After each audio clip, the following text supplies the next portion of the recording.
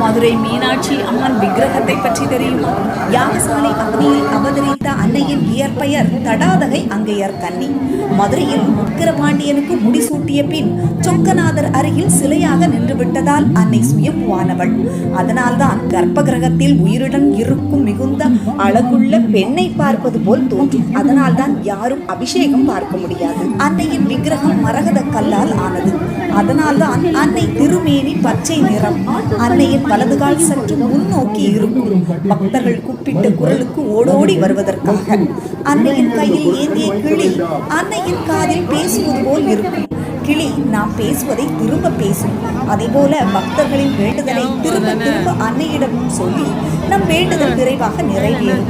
மதுரையை ஆட்சி செய்யும் அன்னைக்கே முதல் மரியாதை. அன்னையை வணங்கிய பின்னர் தான் சுவாமியை வணங்க வேண்டும். அன்னையின் சன்னதியில் குங்குமம் தாளமும் பிரசாதமாக தரப்படும்.